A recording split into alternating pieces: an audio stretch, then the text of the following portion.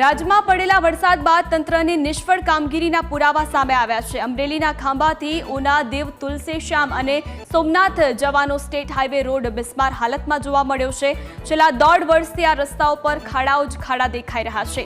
દર ચોમાસામાં રસ્તા પર 2-2 ફૂટના ખાડા પડતા વાહન ચાલકો હાલાકીનો સામનો કરે છે।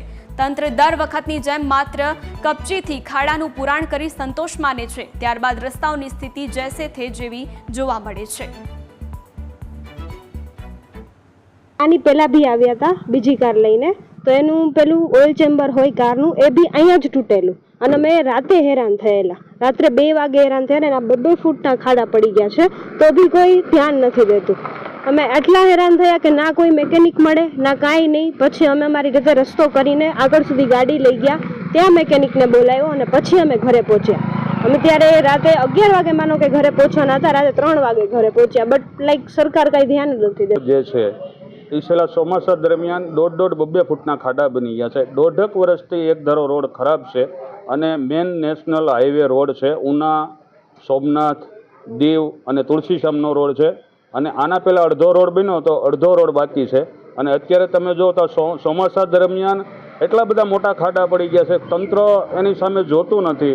અવારનવાર રજૂઆત કરી છતાં હજી કોઈ જાતના એના કંઈ રોડ બોર્ડ કોઈ વ્યવસ્થિત કર્યો નથી।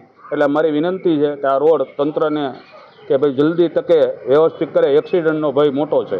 અમરેલી જિલ્લામાં રોડ રસ્તાઓ છે તે ચોમાસામાં મિસમાર બન્યા છે। જાય આમ જોઈએ તો અમરેલીથી ખાંભા, દીવ, સોમનાથ, તુલસીશ્યામ જવાનો રોડ અતિ બિસ્માર બન્યો છે અને 2 ફૂટના ખાડા પડી ગયા છે। આપણે સીધા દ્રશ્યો બતાવવા માંગી આપ જોઈ શકો કે હાલ શ્રાવણ માસ હોય અને ટુરિસ્ટો છે, દર્શનાર્થીઓ છે તે સોમનાથ, દીવ, તુલસીશ્યામ જતા હોય છે, ત્યારે આ રોડ બિસ્માર બન્યો છે અને ખાડા પડી ગયા છે। ત્યારે અવારનવાર અકસ્માત બને છે, તેમ છતાં તંત્રના પેટનું પાણી નથી હલતું અને વાહન ચાલકો છે તે પરેશાન બન્યા છે। આમ જોઈએ તો અમરેલી જિલ્લાના ગ્રામીણ માર્ગો પણ બિસ્માર બન્યા છે, તેમજ પીપાવાવ અંબાજી નેશનલ હાઈવે છે તે બિસ્માર બન્યો છે। ખાંભાથી રાજુલા જવાનો રોડ બિસ્માર બન્યો છે કે સાવરકુંડલા જવાના રસ્તાઓ છે તે પણ બિસ્માર બન્યા છે ને લોકો છે તે પરેશાન બની રહ્યા છે। ત્યારે આપણી સાથે અહીંના વાહન ચાલક જોડાય, એમને પૂછીશું બધા રોડ બિસ્માર છે, શું કહેશો?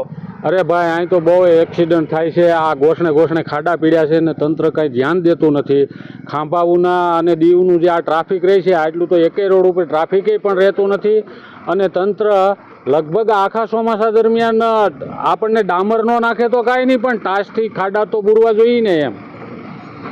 સર, બધા રોડ કેટલા સમયથી બિસ્માર છે ને આ સોમનાથ, દીવ, તુલસીશ્યામ જવાનો મહત્વનો રોડ માનવામાં આવે, શું કહેશો? 1 વર્ષ દિવસ પહેલાં આગળથી રોડ થઈ ગયો છે।